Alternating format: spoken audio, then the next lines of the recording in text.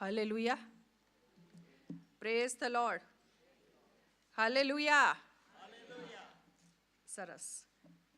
ઈશ્વર પિતાનો પુષ્કળ આભાર માનું છું. આજના ત્રીજા દિવસની મિટિંગમાં આપણે સર્વ પ્રભુના આયોજનમાં એકઠા મળી શક્યા. ઈશ્વર પિતાનો પુષ્કળ આભાર. આજના વચનમાં જઈએ એ પહેલાં આપણે પ્રાર્થના કરીએ. હે અમારા સ્વર્ગીય પ્રેમાળ પિતા, રાજાઓના રાજા, પ્રભુના પ્રભુ, તમારો પુષ્કળ આભાર માનતા તમારી સ્તુતિ કરીએ છીએ આ સમયને માટે. તમારા આયોજનમાં તમારા બાળકો તરીકે પ્રભુ જ્યારે અમે અહીંયા એકઠા મળ્યા છીએ ત્યારે તમારો પુષ્કળ આભાર માનીએ છીએ, કારણ કે તમે અમને જીવંત દેવ તરીકે મળ્યા છો. તમે અમને તમારા જીવંત વચનો આપ્યા છે પ્રભુ, એને માટે તમારો આભાર માનતા તમારી સ્તુતિ કરીએ છીએ. અને પ્રભુ, એ જીવંત વચનો દ્વારા પ્રભુ તમે રોજ બરોજ અમને શીખવો છો, અમારી સાથે વાત કરો છો, એને માટે પ્રભુ તમારો આભાર માનતા તમારી સ્તુતિ કરીએ છીએ. હા પ્રભુ, આજનું વચન જે તમે અમારા માટે રાખી મૂક્યું છે એને માટે તમારો આભાર માનતા તમારી સ્તુતિ કરીએ છીએ. અહીંયા હાજર અમે પ્રત્યેક જણ અમારી જાતોને તમારા પાયાસન આગળ લાવીએ છીએ. હા પ્રભુ, અમારા હૃદયો અને મનોને તમે ખુલ્લા કરો પ્રભુ. અમારા ભટકતા વિચારોને પ્રભુ તમે તમારા કંટ્રોલમાં કરી દો, એવી ખાસ પ્રાર્થના કરું છું. અને પ્રભુ, મારા મુખમાં તમે શબ્દો મૂકો પ્રભુ. મારી જાતને તમારા પાયાસન આગળ હું છુપાવી દઉં છું પ્રભુ. પ્રભુ, તમે જે ઈચ્છો છો તે મારા મુખમાંથી નીકળે એવું તમે થવા દો પ્રભુ. આ આખી જગ્યાને તમારા પવિત્ર રક્તમાં કવર કરી લો પ્રભુ. કોઈ પણ પ્રકારની શૈતાની કોઈ યુક્તિ આ જગ્યાએ ફાવે નહીં એવી કૃપા તમે થવા દો.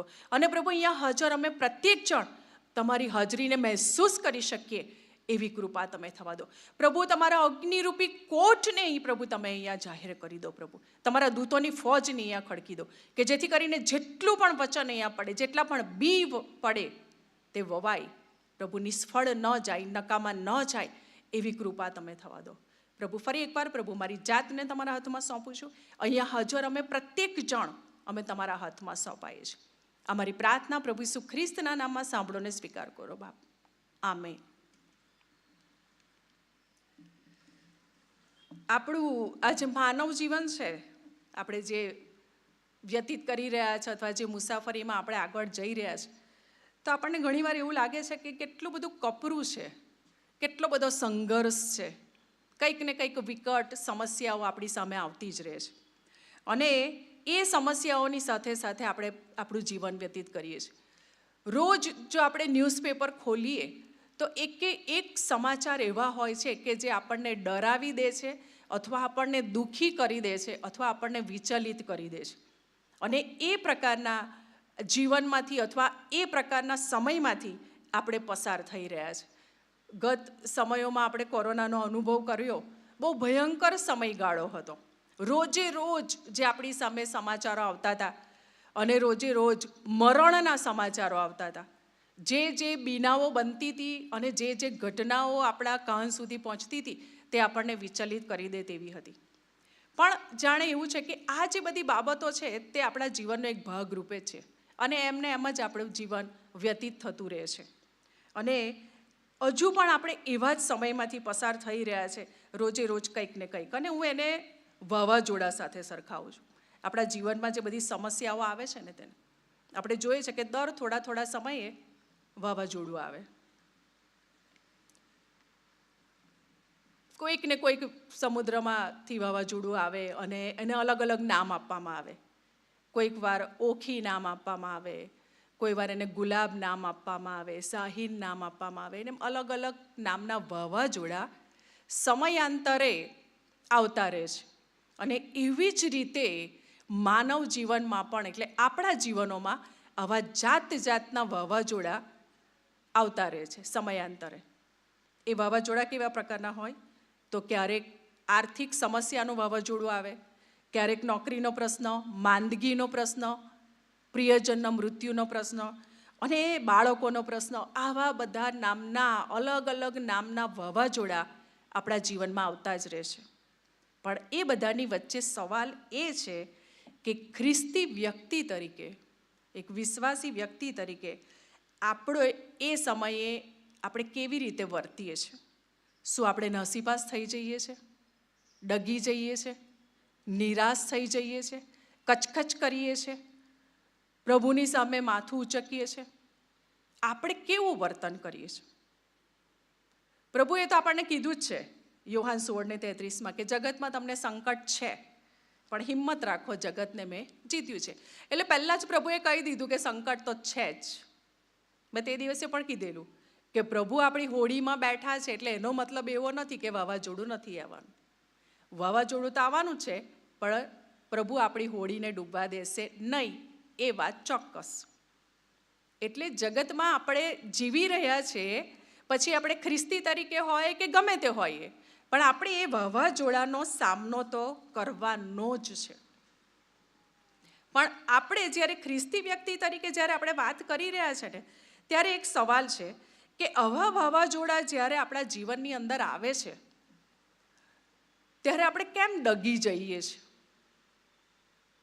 કેમ આપણે નાસીપાસ થઈ જઈએ છીએ? આપણે તો બધું જ જાણીએ છીએ.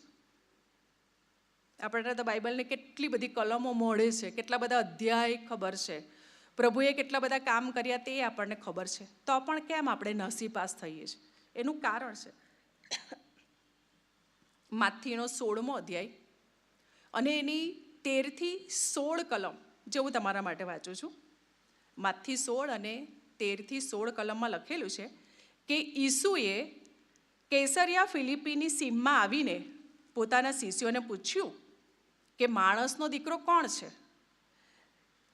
એ વિશે લોકો શું કહે છે? ત્યારે તેઓએ કહ્યું કે કેટલાક કહે છે કે યોહાન બાપ્તિસ્મ, કેટલાક એલિયા, કેટલાક યર્મિયા અથવા કેટલાક પ્રબોધકોમાંનો એક. તે તેઓને કહે છે કે હું કોણ છું તે વિશે તમે શું કહો છો? અને સિમોન પિતરે ઉત્તર દીધો કે તું મસીહ, જીવતા દેવનો દીકરો છે. આ જે પ્રભુ ઈસુ ખ્રિસ્ત અને એમના શિષ્યો વચ્ચેની વાતચીત અહીંયા આપી છે 13-16 કલમમાં. અહીંયા એવી ઘટના બતાવી છે કે આ જે ટોળું હતું, જે પ્રભુ ઈસુ ખ્રિસ્તની પાછળ પાછળ ફરતું હતું, મોટું ટોળું. પ્રભુ ઈસુ જ્યાં જાય ને ત્યાં એ ટોળું એમની સાથે ને સાથે ફરે, અને પ્રભુ ઈસુ ખ્રિસ્તના બધા જ ચમત્કારો એ જુએ. પ્રભુ ઈસુ ખ્રિસ્ત લંગડાને ચાલતા કરે છે, બહેરાને સાંભળતા કરે છે, માંદાઓને સાજા કરે છે, 5000ને જમાડે છે, મૃત્યુ પામેલાને સજીવન કરે છે, અશુદ્ધ આત્માને કાઢે છે. રોજે રોજ જે ચમત્કારો થઈ રહ્યા છે તે આ ટોળું જુએ છે. એમની પાછળ પાછળ જ ફરતું હોય છે ને, એટલે આ બધું જુએ છે. અને પછી પણ જ્યારે એ લોકોને પૂછવામાં આવે છે કે પ્રભુ ઈસુ ખ્રિસ્ત પૂછે છે કે લોકો મારા વિશે શું કહે છે, આ લોકો રોજ મને જુએ છે, તો ત્યારે એમ કહે છે કે કેટલાક એવું કહે છે કે આ પ્રબોધકોમાંનો એક છે, આ એલિયા છે, એ અલગ અલગ નામ આપી દીધા. અને પ્રભુ ઈસુ ખ્રિસ્ત સિમોન પિતરને પૂછે છે કે તું શું માને છે? ત્યારે એમ કહે છે કે તું જીવતા દેવનો દીકરો છે. આ જે ટોળું હતું ને, તે પ્રભુ ઈસુ ખ્રિસ્ત વિશે જાણતું હતું, પ્રભુ ઈસુ ખ્રિસ્તને નહોતું જાણતું. આ બે જ અક્ષર, એમાં બહુ મોટો તફાવત છે. પ્રભુ ઈસુ ખ્રિસ્ત વિશે જાણવું અને પ્રભુ ઈસુ ખ્રિસ્તને જાણવું, કેવો તફાવત છે? તફાવતને જો આપણે સમજીએ તો, કે દાખલા તરીકે તમે મારા વિશે જાણો છો બધા, કારણ કે હું આ 3 દિવસથી તમારી વચ્ચે છું, એટલે તમે એટલું જાણો છો મારા વિશે કે આમનું નામ પ્રીતિબેન છે, સુરતથી આવ્યા છે અને કઈ શિક્ષક તરીકે નોકરી કરે છે. તમે મારા વિશે જાણો છો, મને નથી જાણતા. મને કોણ જાણે? મારા બાળકો, મારી દીકરીઓ કે મારા પતિ, કે જે મારી સાથે રહે છે, મારી નજીક રહે છે, તે મને જાણે છે. દીકરીઓ જાણતી હોય કે મમ્મી ઘરમાં પગ મૂકશે તો પહેલો સવાલ શું પૂછશે? કે મમ્મીને શું ગમશે? હું આવું કરીશ તો એમને ગમશે? હું આવો નિર્ણય લઈશ તો મમ્મીનો પ્રત્યાઘાત કેવો હશે? કેમ? કારણ કે એ લોકો મને જાણે છે. મારા વિશે જે લોકો જાણતા હોય ને, એ આવી બધી ના ખબર હોય એ લોકોને. દાખલા તરીકે તમે મારા વિશે જાણો છો તો તમે મને તો આવી રીતે નથી ઓળખી શકતા. અને આ જે ટોળું હતું તે પ્રભુ ઈસુ ખ્રિસ્ત વિશે જ જાણતું હતું. પ્રભુ ઈસુ ખ્રિસ્તને નથી જાણતું. આ બંને બહુ જ તફાવત છે. આ બે જ અક્ષર વિશે અને ને. કોઈ વિશે જાણવું અને કોઈને જાણવું, એ બેમાં બહુ મોટો તફાવત છે. આજે જગતમાં એવા કેટલા બધા લોકો છે ખ્રિસ્તી નથી તેવા, ઈસુ ખ્રિસ્ત વિશે એટલું બધું જાણે છે. એ લોકોએ બાઇબલનો એટલો બધો અભ્યાસ કર્યો છે કે એ લોકો ધારે મોટી મોટી ડિગ્રીઓ એ લોકોએ હમણાં બાઇબલમાં મેળવી લીધી. ખ્રિસ્તી નથી પણ એટલો બધો અભ્યાસ કરેલો છે. ડૉક્ટરેટની ડિગ્રી મેળવી લીધી, માસ્ટર્સ ડિગ્રી મેળવી લીધી, પણ એ લોકો ફક્ત પ્રભુ ઈસુ વિશે જ જાણે છે, પ્રભુને જાણતા નથી. અને આ બહુ અગત્યની વાત છે કે આપણે પ્રભુ વિશે જાણીએ છીએ કે પ્રભુને જાણીએ છીએ. આપણે દર રવિવારે દેવળમાં આવીએ, પછી નિયમિત દાન આપીએ, કોઈ પણ કમિટીમાં રહીને આપણે સેવા કરીએ. હા, તો આપણે એ પ્રભુ વિશે તો જાણીએ જ છીએ. ચોક્કસ કહી શકાય કે આપણે પ્રભુ વિશે જાણીએ છીએ, તો જ આપણે દેવળમાં આવીએ છીએ, દાન આપીએ છીએ અને કોઈ પણ કમિટીમાં સેવા કરીએ છીએ. પણ શું આપણે પ્રભુને જાણીએ છીએ? વિશે તો બહુ બધા જાણે. આપણે ક્યારે કોઈ વ્યક્તિને જાણીએ? વ્યક્તિને જ્યારે એની નજીક રહીએ ને તો જ આપણે એને જાણી શકીએ. કે આપણે એની સાથે સતત વાત કરીએ ત્યારે આપણે જાણીએ એની સાથે. નવા પરણવાના હોય એવા છોકરો ને છોકરી હોય, નક્કી કર્યું હોય, તો આપણે એ લોકોને થોડો સમય આપે છે કે એકબીજા સાથે વાતો કરો, કે તમે મળો. કેમ? કે તમે એકબીજાને ઓળખો. જ્યારે બાયોડેટા આવે ને, બાયોડેટાની અંદર ખાલી છોકરા કે છોકરીનો ફોટો હોય, એનું નામ હોય, એનું ક્વોલિફિકેશન હોય, એની નોકરી હોય. એનાથી એ વ્યક્તિ વિશે જાણી શકાય કે આટલું ભણેલી છે ને આટલી એની હાઇટ છે ને આટલું એનું આ છે. પણ એ વ્યક્તિને જાણવું હોય તો એની સાથે રહેવું પડે, એની સાથે વાત કરવી પડે, એને નજીકથી ઓળખવો પડે, તો આપણે એના વિશે જાણી શકીએ.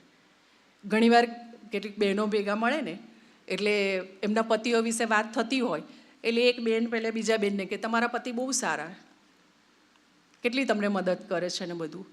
એટલે પેલા બેન એમ કે થોડા દિવસ ઘરમાં આવીને જો એટલે ખબર પડે. બરાબર? આ બહુ આપણને આમ થોડુંક હાસ્યાસ્પદ લાગે, આપણે થોડું ફની જરાક રમૂજ કરી લઈએ, પણ એ બેનની વાત સાચી છે કે તમે નજીક આવીને રહો તો તમને ખબર પડે કે આ વ્યક્તિ કેવી છે. કહેવાનો મતલબ છે કે આપણે જ્યારે કોઈક વ્યક્તિની નજીક રહીએ, એની સાથે સતત વાત કરીએ, ત્યારે આપણે એ વ્યક્તિને જાણીએ છીએ. દૂરથી તો આપણે ફક્ત એ વ્યક્તિ વિશે જ જાણી શકીએ, વ્યક્તિને નહીં જાણી શકીએ. વ્યક્તિને જાણવું હોય તો એની નજીક રહેવું પડે, એને ઓળખવું પડે, એની સાથે સતત વાતચીત કરવી પડે. આ બાઇબલની અંદર, આપણા બાઇબલની અંદર એવી કેટલીક વ્યક્તિઓ છે કે જેઓએ પ્રભુ ઈસુને, મતલબ કે આપણા જીવતા દેવને જાણ્યા છે. જીવતા દેવને જાણ્યા છે. એવા 2 કે 3 ઉદાહરણ આપણે જોઈએ. દાખલા તરીકે સાદ્રાક, મેસાક ને અબેદનગોનું ઉદાહરણ.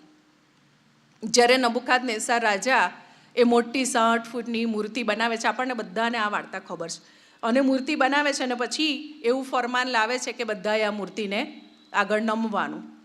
અને સાદ્રાક, મેસાક, અબેદનગો એ મૂર્તિની આગળ નમવાની ના પાડે છે. મૂર્તિની આગળ નમવાની ના પાડે છે. અને ત્યાં આગળ દાનિયેલના 3 અધ્યાયને 17મી કલમમાં એવું લખ્યું છે કે અમારો દેવ જેની અમે ઉપાસના કરીએ છીએ તે અમને બળતા અગ્નિની ભઠ્ઠીમાંથી છોડાવવાને શક્તિમાન છે. કારણ કે રાજાએ એવું ફરમાન પાડેલું કે જો મૂર્તિને નમન નહીં કરશે તો અગ્નિની ભઠ્ઠીમાં નાખવાનું. પણ આ જે સાદ્રાક, મેસાક ને અબેદનગો એ જીવતા દેવને જ જાણતા હતા, જીવતા દેવને જાણતા હતા. અને એ લોકોને ખબર હતી કે અમારો દેવ જેની અમે ઉપાસના કરીએ છીએ તે અમને બળતા અગ્નિની ભઠ્ઠીમાંથી છોડાવવાને શક્તિમાન છે. આવું ક્યારે કહી શકીએ આપણે આટલી હિંમતથી? એ લોકોને ખબર જ હતી કે જો અમે નથી નમવાના એટલે અગ્નિની ભઠ્ઠીમાં જવાનું જ છે. પણ એ લોકો જીવતા દેવને ઓળખતા હતા અને એમને ખબર હતી, એ લોકો દેવની એટલી નજીક હતા ને એમને ખબર હતી કે અમારો દેવ એટલો શક્તિમાન છે કે મને છોડાવી લેશે. આપણે કોઈક વ્યક્તિને બહુ સારી રીતે ઓળખતા હોય, બહુ નજીકના સંબંધ હોય ને બહુ સારી રીતે ઓળખતા હોય ને કંઈક કામ હોય ને કંઈક ઘટના બને તો આપણે એમ કહીએ છીએ બહુ કોન્ફિડન્સથી, અરે એને મને ખબર છે, હું એને એટલી સારી રીતે ઓળખું છું ને કે એ આ કામ કરશે જ. આપણે સામાન્ય એની વાત છે, આપણા રોજબરોજના જીવનમાં આવી ઘટના બને. હું એને એટલી સારી રીતે ઓળખું છું કે આ કામ તો એ કરશે જ. કેમ? કારણ કે આપણે એને નજીકથી ઓળખીએ છીએ. સાદ્રાક, મેશાક ને અબેદનગો જીવતા દેવને એટલી નજીકથી ઓળખતા હતા કે એમને ખબર હતી કે અમારો દેવ અમને અગ્નિની ભઠ્ઠીમાંથી છોડાવવાને શક્તિમાન છે. જીવતા દેવ વિશે જ જાણીને બેસી નહોતા રહ્યા. જીવતા દેવ વિશે કોણ જાણતું હતું? તો પેલા ભઠ્ઠીની આજુબાજુ ઊભેલા જે લોકો હતા ને એ જીવતા દેવ વિશે જાણતા હતા. રાજા નબુખાદનેસર રાજા એ જીવતા દેવ વિશે જાણતો હતો, કારણ કે એને તો ખબર હતી ને કે આ લોકો એવા કોઈક દેવને ભજે છે, એટલે વિશે તો જાણતો જ હતો ને. પણ જીવતા દેવને કોણ જાણતું હતું? તો સાદ્રાક, મેશાક ને અબેદનગો. અને એ કેટલા કોન્ફિડન્સથી એવો રાજાને કહી દે છે કે અમારો દેવ અમને છોડાવવાને શક્તિમાન છે. હજી એ રાજાઓના સમયમાં એવું રાજાને કહી દેવું એ કંઈ નાની સૂની વાત નહોતી. અને છતાં પણ એ લોકો કહે છે એટલા હિંમતથી, કારણ કે એ લોકો રાજાને ઓળખે છે. આજે આપણે વિચાર કરીએ કે આપણે દરેક વ્યક્તિગત રીતે આપણે એ ટોળામાં ઊભા છીએ કે પછી પેલી અગ્નિની ભઠ્ઠીમાં સાદ્રાક, મેશાક અને અબેદનગોની જગ્યા પર ઊભા છીએ? આપણે ક્યાં ઊભા છે? સાદ્રાક, મેશાક, અબેદનગોની જેમ ભઠ્ઠીમાં કે જ્યાં જીવતો દેવ સાથે છે, કે પછી પેલા ટોળામાં કે આપણે ખાલી વિશે જ જાણીએ છીએ, આપણે દેવને નથી જાણતા? અને એટલા માટે જ જ્યારે તોફાનો આવે છે, અગ્નિની ભઠ્ઠી જેવી પરિસ્થિતિ આવે છે ને, ત્યારે આપણે ડગી જઈએ છીએ, કચકચ કરીએ છીએ, નિરાશ થઈ જઈએ છીએ અને હવા ત્યાં મારીએ છીએ કે હવે આપણે શું કરીએ? કારણ કે આપણે જીવતા દેવને ઓળખવામાં ક્યાંક પાછા પડી ગયા છે. એટલા માટે જો આપણે જીવતા દેવને ઓળખતા હોય ને તો એટલા કોન્ફિડન્સથી કહી શકીએ કે અરે મારો દેવ મને આમાંથી બહાર કાઢશે, ગમે તે પરિસ્થિતિ કેમ નહીં આવે. દાનિયેલને જ્યારે સિંહોના બિલમાં નાખવામાં આવે છે, એ તો રાજાની કેટલી નજીકનો વ્યક્તિ હતો, રાજાનો માનીતો હતો, પણ જ્યારે એને નાખવામાં આવે છે સિંહોના બિલમાં તો એ સહેજ પણ કચકચ નથી કરતો. દાનિયેલ ધારતે ને તો એ રાજાને વિનંતી કરી શક્યો હોત કે મને સિંહોના બિલમાં ના નાખશો, કંઈ પણ કરી શક્યો હોત, પણ એ કચકચ પણ નથી કરતો, રાજાને વિનંતી પણ નથી કરતો, એ ચિંતા પણ નથી કરતો. પણ એને ખબર હતી કે ભલે મારે સિંહોના બિલમાં પડવું પડે પણ મારો જીવતો દેવ ત્યાં મારી સાથે છે, જીવતો દેવ મારી સાથે હશે, કારણ કે એ જીવતા દેવને જાણતો હતો. પ્રેરિતોના કૃત્યના 16મા અધ્યાયમાં પાઉલ અને સિલાસની વાત આપી છે કે જ્યારે એ લોકોને બંદીખાનામાં નાખવામાં આવે છે અને ત્યાં બંદીખાનામાં પાઉલ અને સિલાસે રડતા નહોતા, પોતાની જાતને કોસતા નહોતા કે દેવને સામે કંઈ કચકચ નહોતા કરતા, પણ ત્યાં લખ્યું છે કે તેઓ ગીતો ગાતા હતા, આરાધના અને સ્તુતિ કરતા હતા, કારણ કે તેઓ દેવને જાણતા હતા, જીવતા દેવને જાણતા હતા, એટલે એ લોકો સ્તુતિ કરતા હતા. જ્યારે પેલા અમલદારો હતા અને બહાર જે બધા સિપાહીઓ હતા તે દેવ વિશે જાણતા હતા, દેવને નહોતા જાણતા. આટલો ફરક છે કોઈને જાણવું અને કોઈ વિશે જાણવું, દેવ વિશે જાણવું અને દેવને જાણવું. આપણે ખ્રિસ્તીઓ નાનપણથી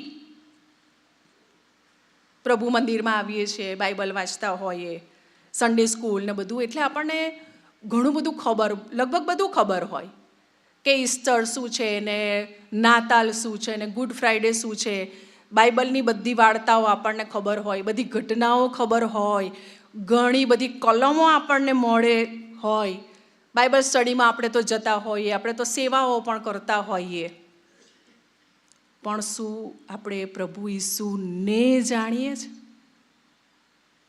પેલું બધું જ્યારે કરીએ છીએ ને ત્યારે વિશે તો જાણીએ જ છે, પ્રભુ ઈસુ વિશે તો જાણીએ જ છે, પણ પ્રભુને આપણે જાણીએ છીએ. અને ઘણીવાર કેવું હોય છે કે ધાર્મિકતા અને આત્મિકતા એ બંને વચ્ચેનો તફાવત જ આપણે નથી સમજી શક્યા. જ્યારે આપણે ખ્રિસ્તી વ્યક્તિઓ કંઈક ને કંઈક થોડાક આપણા સમજણનો પણ અભાવ લાગે કે નિયમિત દેવળમાં આવવું અને ઘણી બધી પ્રવૃત્તિઓમાં ભાગ લેવો, ઘણી બધી કમિટીઓમાં જોડાવું ને દોડી દોડીને સેવા કરવી, બધું સારું જ છે, કરવું જ જોઈએ. પણ જ્યારે આપણે એ કરીએ છીએ ને ત્યારે આપણે એવું માનીએ છીએ કે અમે પ્રભુની જાણે બહુ નજીક છે અથવા અમે બહુ શ્રેષ્ઠ છીએ, બધું બરાબર છે. પણ એ ધાર્મિકતા છે આપણી, અને એ પણ આપણામાં હોવી જોઈએ. પણ પ્રભુને આપણી ધાર્મિકતામાં રસ નથી, પણ આપણી આત્મિકતામાં રસ છે. આપણા ધાર્મિક જીવનમાં નહીં. ધાર્મિક જીવન તો ઘણા બધા જીવતા હોય, પણ બની શકે કે લોકોના દેખાડા માટે પણ જીવતા હોય. ધાર્મિક જીવન બની શકે, નિયમિત દેવળમાં આવવું ને સેવાઓ કરવી ને દોડી દોડીને સેવા કરવી તો ઘણીવાર પોતાના માન મોભા માટે પણ કરતા હોય. પ્રભુને ધાર્મિકતામાં રસ નથી, પ્રભુને આપણા આત્મિકતામાં, આપણા આત્મિક જીવનમાં રસ છે. અને આત્મિકતા એટલે શું? એકબીજા સાથે જોડાયેલો આત્મા, તે આત્મિકતા, પ્રભુને આત્મિકતામાં રસ. ધાર્મિકતા માટે તો લોકો માસ્ક પણ પહેરી લે, તે દિવસે આપણે વાત કરેલી. માસ્ક પહેરીને પણ આપણે ધાર્મિક જીવન જીવી શકીએ છીએ, અને બહુ લોકો જીવે છે. આપણે ખ્રિસ્તી લોકો તો આમાં હોશિયાર જ છીએ, બધે જ જોવા મળે આવું કે માસ્ક પહેરીને આપણે સેવાઓ કર્યા કરીએ, પણ જ્યારે આપણે બહાર જોઈએ અસલી રૂપ તો કંઈક જુદું જ હોય. પ્રભુને એવા ધાર્મિક જીવનમાં કોઈ રસ નથી. કાલે જ કીધેલું ને કે આપણે લોકોને છેતરી શકીએ, પ્રભુને છેતરી શકીએ નહીં. ગમે તેટલા માસ્ક પહેરી લઈએ, આપણે પ્રભુને છેતરી શકતા નથી. પ્રભુને આપણા ધાર્મિક જીવનમાં રસ નથી, પ્રભુને આપણા આત્મિક જીવનમાં રસ છે. અને આત્મિકતા એટલે આપણો અને પ્રભુનો આત્મા જોડાયેલો હોય ત્યારે એને આત્મિક જીવન કહેવાય. અને ત્યારે જ કહી શકાય કે આપણે પ્રભુને જાણીએ છીએ. ફક્ત ધાર્મિક જીવન જીવતા રહીએ ને તો એ ખાલી પ્રભુ ઈસુ વિશે જ જાણીને આપણે બેસી રહ્યા છીએ. આપણને પ્રભુના બધા ગુણોની ખબર છે. સાજાપણું આપે છે ને માફી આપનાર છે, તારણહાર છે, એ બધું તો આપણે જાણીએ છીએ, પણ આપણે ખરા અર્થમાં પ્રભુને નથી જાણતા. ગાંધીજીના બહુ પુસ્તકો આપણે વાંચી લઈએ ને, ગાંધીજીના બહુ પુસ્તકો, તો ગાંધીજી વિશે આપણે બહુ બધું નોલેજ મેળવી લઈએ. ગાંધીજી વિશે તમને કોઈ ગાંધીજીના પુસ્તકો વાંચ્યા હોય અને તમને કહે કે એના વિશે લેક્ચર આપો, તો તમે ઘણું બધું એમના વિશે લેક્ચર આપી શકો, કારણ કે તમે એમના વિશે જાણી લીધું છે. પણ તમે ગાંધીજીને જાણો છો? ગાંધીજીને કોણ જાણે? ફક્ત એમની પત્ની ને એમના બાળકો,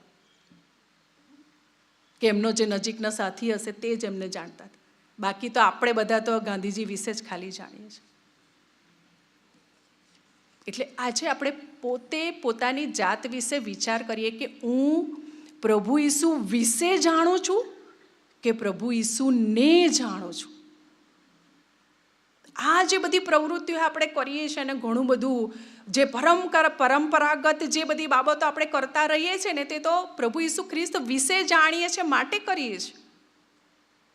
પણ પ્રભુ ઈસુને જાણીએ છીએ, મારો આત્મા પ્રભુના આત્મા સાથે જોડાયેલો છે, તે અગત્યનું છે. અને એ કેવી રીતે જાણી શકાય? પ્રભુને કેવી રીતે જાણી શકાય?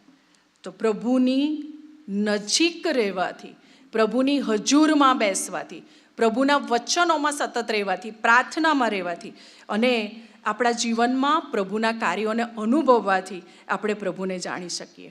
પ્રભુને આપણા જીવનમાં જો પ્રથમ સ્થાન આપીશું, પ્રભુની નજીક રહીશું, તો આપણે પ્રભુની સાથે સમય ગાળવો પડે. બંધ ઓરડીમાં જવું પડે પ્રભુને જાણવા હોય તો. બંધ ઓરડીમાં જવું એટલે તે દિવસે મેં કદાચ કીધું હતું, બંધ ઓરડીમાં જવું એટલે ઘણા બધા આપણે ખ્રિસ્તી લોકોની એવી માન્યતા અથવા એવું માનતા હોય છે કે બંધ ઓરડીમાં જવું એટલે એક રૂમની અંદર રૂમ બંધ કરીને જઈને પ્રાર્થના કરવી. હા, એ સારું જ છે. બહાર આપણને ડિસ્ટર્બન્સ થતું હોય તો આપણે બંધ ઓરડીમાં જઈને પ્રાર્થના કરીએ, પણ સાથે મોબાઈલ જ લઈને જવાના હોય તો એને બંધ ઓરડીમાં જઈને કરેલી પ્રાર્થના કહેવાય? ના કહેવાય. કારણ કે આપણું અડધું ધ્યાન તો મોબાઈલમાં છે.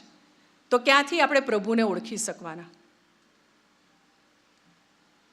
પ્રભુને જીવનમાં પ્રથમ સ્થાન આપીએ અને પ્રભુની સાથે જ્યારે આપણે સમય ગાળીએ ને ત્યારે આપણે પ્રભુને ઓળખી શકીએ. અને જ્યારે આપણે કોઈક વ્યક્તિની વધારે ને વધારે નજીક રહીએ ને તો એ વ્યક્તિને આપણે નજીકથી ઓળખી પણ શકીએ, એના ગુણો, એમને શું ગમે છે, શું નથી ગમતું તે પણ આપણે જાણી શકીએ અને આપણે એમના આત્માની સાથે કનેક્ટ થઈ જઈએ છીએ.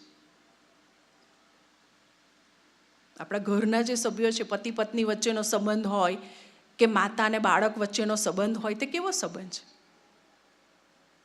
બાળકને કંઈ થાય તરત આપણને ખબર જ હોય કે મારા બાળકને આ જોઈએ છે, મારા બાળકને આની જરૂર છે. એનું મોં જોઈને આપણને ખબર પડી જાય છે.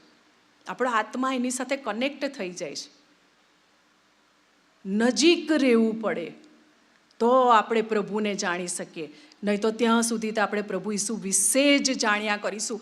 અને ઘણીવાર તો આખી જિંદગી વીતી જાય આપણી, પણ આપણે પ્રભુ ઈસુ વિશે જ જાણ્યા કરીએ અને એવું જ માનીએ છીએ કે હું બરાબર જ છું. પણ ફરી કહું છું, પ્રભુને આપણી ધાર્મિકતામાં રસ નથી. ગમે તેટલી તમે દોડાદોડી કરો, પ્રભુ ત્યારે જ ખુશ થશે જ્યારે આપણે એમને વ્યક્તિગત રીતે જાણીશું. ત્યારે પ્રભુને ખાલી સ્પેર વ્હીલ તરીકે વાપર્યા કરીએ ને તો પ્રભુની સાથે અથવા આપણે પ્રભુને કદી ઓળખી શકીએ નહીં. સ્પેર વ્હીલ તરીકે વાપરવું એટલે શું? આપણે જ્યારે હાઈવે પર આપણી ગાડી પૂરપાટ દોડતી હોય તો આપણને કદી પણ સ્પેર વ્હીલની યાદ નથી આવતી. આપણે કદી એના વિશે વિચાર બી નથી કરતા. પણ જેવું પંચર પડે એટલે તરત આપણને સ્પેર વ્હીલ યાદ આવે. એટલે ઘણીવાર કેટલાક ખ્રિસ્તી કુટુંબોમાં પ્રભુ ઈસુ ખ્રિસ્તને સ્પેર વ્હીલ તરીકે જ વપરાય. જ્યારે સંકટ આવે ને ત્યારે જ પ્રાર્થના કરવાની. એટલે પેલા બાળકો પણ એ જુએ, એટલે બાળકોને પણ એવું જ હોય કે આ પ્રભુને સ્પેર વ્હીલ તરીકે વાપરવાનું. જ્યારે તકલીફ આવે છે ને ત્યારે પ્રાર્થના કરવાની. એવું એ લોકો પણ આપણા જેમ શીખતા જાય છે. અને આજે આપણે એ વિચાર કરીએ કે હું પ્રભુ ઈસુ વિશે જાણીને બેસી રહ્યો છું કે બેસી રહી છું, તો આજે આપણે પ્રભુને જાણવાની જરૂર છે. આપણા કુટુંબોમાં પ્રભુને પ્રથમ સ્થાન આપીએ. આપણે જ્યારે લગ્ન ચાલતી હોય તૈયારી અને કંકોત્રી છપાવીએ ત્યારે આપણે એવું લખીએ છીએ કે મારા સર્વ પ્રસંગો તારા હાથમાં છે.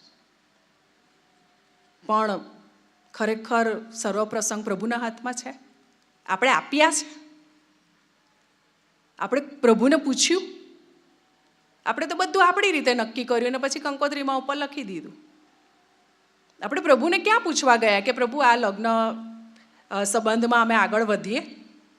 આપણે શું જોઈએ છે? ફક્ત પૈસા કેટલા છે, નોકરી કેવી છે, કેટલું ભણેલો છે કે એજ્યુકેશન શું છે,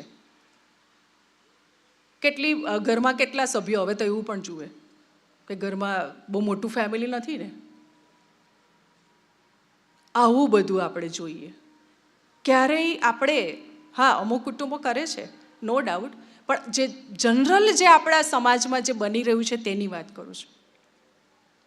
આપણે કોઈ દિવસ એવું પૂછીએ છીએ કે તમારો દીકરો કે તમારી દીકરી પ્રભુને ઓળખે છે?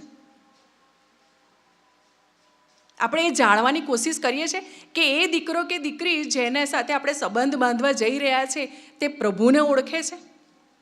આપણે તો ફક્ત આવું બધું જોઈએ છે, ક્વોલિફિકેશન જોઈએ ને, નોકરી જોઈએ ને, પૈસા જોઈએ.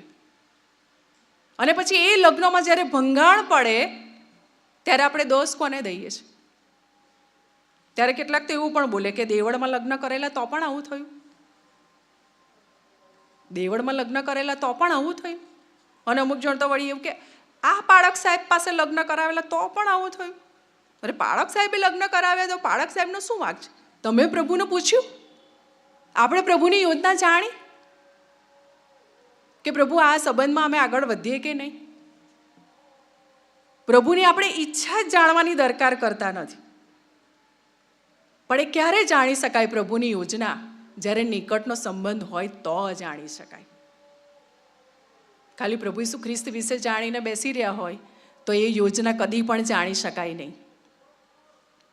પ્રભુ ઈસુ ખ્રિસ્તની સાથે નજીકનો સંબંધ હોય, પ્રભુ ઈસુ ખ્રિસ્તને જાણતા હોય ને તો પ્રભુની યોજના આપણે જાણી શકીએ કે આ સંબંધમાં આગળ વધવું કે નહીં.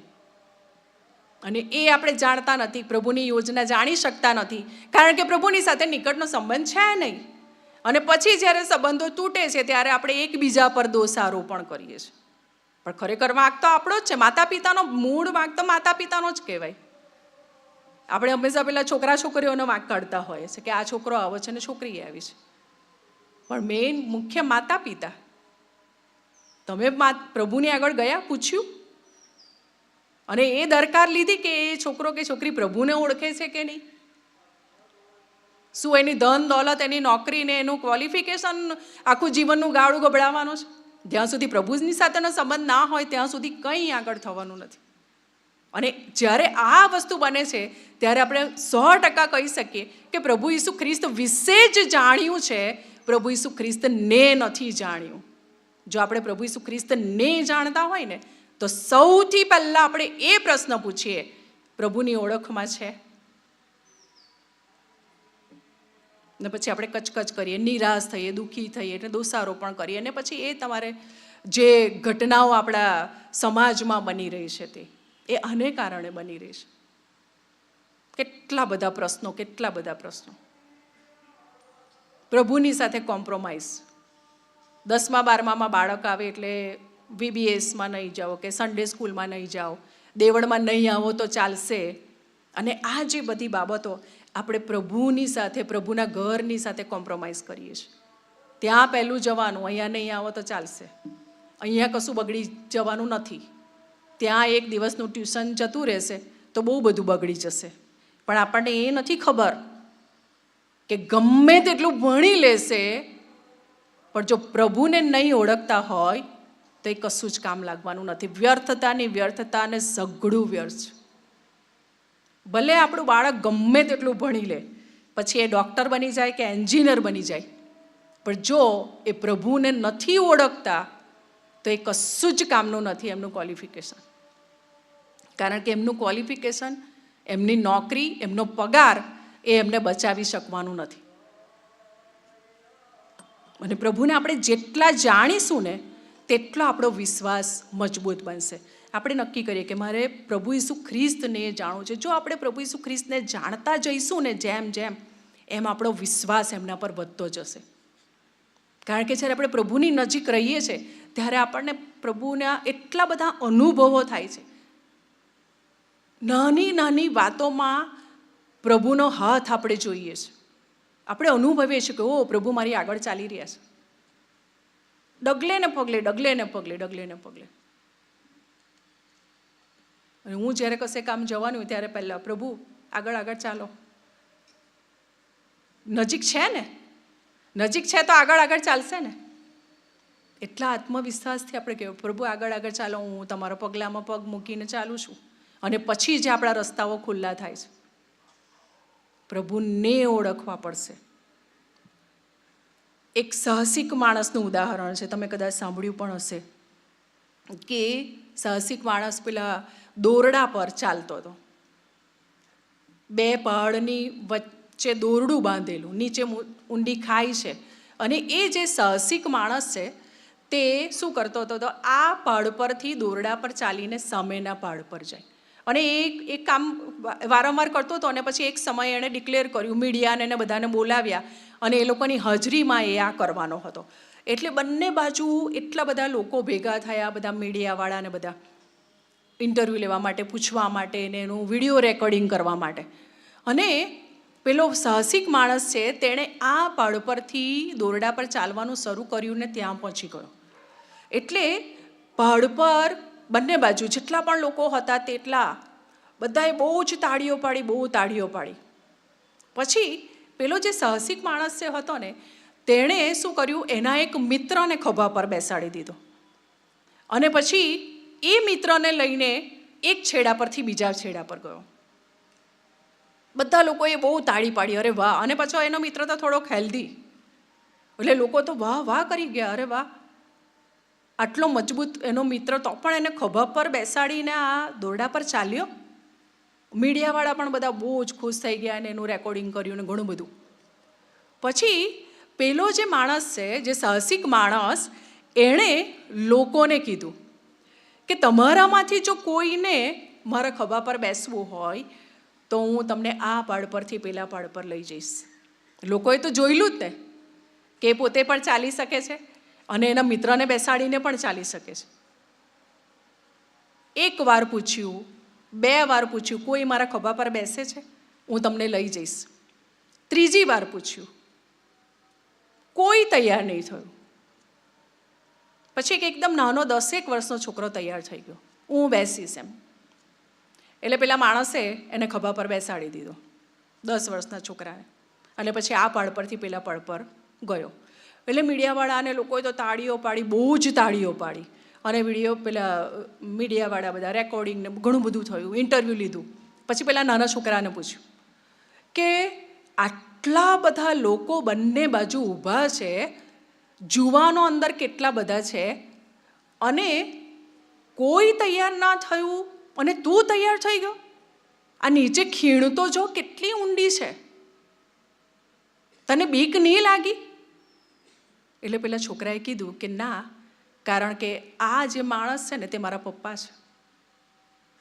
આ મારા પપ્પા છે, મને ખબર છે કે એ મને નીચે નહીં પડવા દે, એટલા માટે એ બેસી ગયો.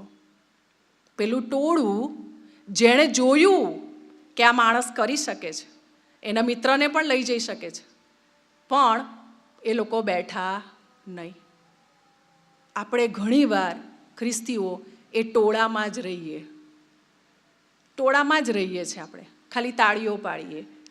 જ્યારે બીજાઓના ત્યાં ચમત્કાર જુએ, બીજાઓના જીવનમાં કંઈ થાય તો આપણે તાળીઓ પાડીએ. પણ જ્યારે આપણે અનુભવ કરવાનું થાય ને, આપણે ખભા પર બેસવાનું થાય ને, ત્યારે આપણે બેસીએ છીએ. આપણે ટોળામાં રહીને ખાલી તાળી જ પાડીએ.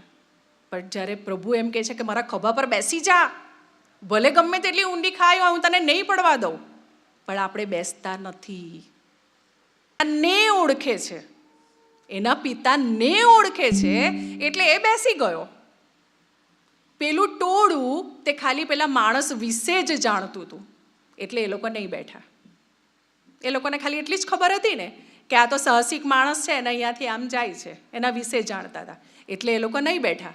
પણ પેલો દીકરો એના પિતાને જાણતો હતો, એના પિતાની નજીક રહે છે, એના ખબર છે કે મારા પિતા કેવા છે, મારા પિતા મને નહીં પડવા દે, અને એટલા માટે ખભા પર બેસી ગયો. આજે આપણે વિચાર કરીએ કે આપણે એ ટોળામાં છીએ, ખાલી તાળી જ પાડીને પૂરતું માની લઈએ છીએ, કે પછી પેલા દીકરાની જેમ ખભા પર બેસી જઈએ છીએ વિશ્વાસથી. જો પ્રભુને ઓળખતા હોય ને તો ગમે તેટલી ઊંડી ખાઈ કેમ નહીં હોય, આપણે બેસી જઈએ પેલા દીકરાની જેમ. ગમે તેવી મુશ્કેલ પરિસ્થિતિ કેમ નહીં હોય, અઢેલી દઈએ, પ્રભુ જાઓ તમારા પર છોડી દીધું, હવે જે કરવું હોય તે કરો. આ એટીટ્યૂડ હોય છે, જે આત્મિક બાબતો અથવા આત્મિકતાથી ભરેલા આત્મિક જીવન જીવતા લોકોનો એટીટ્યૂડ આ હોય છે, પ્રભુ આ પરિસ્થિતિ છે તો હવે તમારે જે કરવું હોય તે કરો. હું આ રહ્યો, હું આ રહી, હું આ બેઠી, તમારે જે કરવું હોય તે કરો મારા જીવનમાં. કારણ કે ખબર હોય કે પ્રભુ પડવા દેવાના નથી, ખાઈમાં પણ પડવા દેવાના નથી, અને અગ્નિની ભઠ્ઠીમાંથી જવાનું થશે ને, હા જવાનું તો થાય જ, એવું નથી કે અગ્નિની ભઠ્ઠીમાંથી નહીં જવું પડે, જવું પડશે, પણ આપણા વાળમાંથી ગંધ પણ નહીં આવે, વાળ પણ નહીં બળે, કપડામાંથી ગંધ પણ નહીં આવે, એમાંથી બહાર કાઢી લેશે પ્રભુ. આ એટીટ્યૂડ આપણો હોવો જોઈએ. જો આપણે પ્રભુને જાણતા હોય, પ્રભુની સાથે નજીકનો સંબંધ હોય, તો આ આપણો એટીટ્યૂડ હોય. આપણો પ્રભુ સાથે કેવો સંબંધ છે? આપણે જનરલી સમાજની અંદર આપણા લોકો સાથે કેવા સંબંધ હોય? કેટલાકની સાથે ખાલી હાઈ હલ્લો કરવાના સંબંધ હોય, મળે રસ્તામાં તો હા કેમ છો. કેટલાકની સાથે ચા પીવાના સંબંધ હોય, ચા પીવાના સંબંધ હોય ને, 5-10 મિનિટ માટેના સંબંધ, સાથે બેસીને ચા પી લેવાનો, બસ એટલો સંબંધ. અને કેટલાકની સાથે બેસીને જમવાના સંબંધ હોય. આ 3 સંબંધોમાં ફેર છે. આપણી આજુબાજુ ઘણા બધા છે, પણ આવી દરેકની સાથે આપણે જમવા નથી બેસી જતા. બેસી જઈએ છીએ દરેકની સાથે. કેટલાકની સાથે ફક્ત દૂરથી જ હાય ખલો, અને કેટલાકની સાથે ચા જ પીવા જેટલો સંબંધ હોય, અને કેટલાકની સાથે જમવાના સંબંધ હોય. આપણો પ્રભુ સાથે કયો સંબંધ છે? આ 3માંથી ચા પીવાનો સંબંધ છે, જમવાના સંબંધ છે, કે ખાલી હાય હલોના સંબંધ છે? એ આપણે આપણી જાતને જ પૂછવાનું. અને આપણને પોતાને ખબર જ હોય કે મારો પ્રભુ સાથે કેટલો, આ 3માંથી કયો સંબંધ છે. એક માણસની વાર્તા છે કે એનું એટલું મોટું વિશાળ ઘર હતું, બહુ જ બધા રૂમ, બહુ જ બધા ઓરડા. અને પછી એ નવા ઘરમાં એ રહેવા ગયો, ઘણા બધા ઓરડાઓવાળું ઘર. અને પછી પ્રભુને પણ કીધું કે પ્રભુ તમારે આ ઘરમાં છે ને, મારા ડાઇનિંગ ટેબલ મૂકેલું છે ને, એટલે ડાઇનિંગ હોલમાં જ ખાલી તમારે રહેવાનું. કારણ કે એનો સંબંધ કેટલો, ખાલી જમવા બેસે એટલો, જમવા બેસે ત્યારે પ્રાર્થના કરે ને એટલો સંબંધ પ્રભુ સાથેનો. એટલે પ્રભુએ ક્યાં રહેવાનું? તો ફક્ત પેલા ડાઇનિંગ હોલમાં જ રહેવાનું. એટલો જ સંબંધ અને એટલું જ પ્રભુને સ્થાન. પછી એકવાર શેતાન આવ્યો, ઘરનો દરવાજો ખખડાવ્યો. પેલા માણસે દરવાજો ખોલ્યો, અરે પેલો શેતાન ઘરમાં ઘૂસ્યો અને બધું વેરણ છેરણ થોડુંક કરી નાખ્યું, પછી જતો રહ્યો. એટલે પેલો માણસ એકદમ ગુસ્સે થઈ ગયો અને પ્રભુની પાસે જઈને કે તમે જોતા નથી, પેલો શેતાન મારા ઘરમાં ઘૂસી ગયો અને કેટલું વેરણ છેરણ કરી નાખ્યું, તમે કંઈ જોયું પણ નહીં, તમે કંઈ કર્યું પણ નહીં.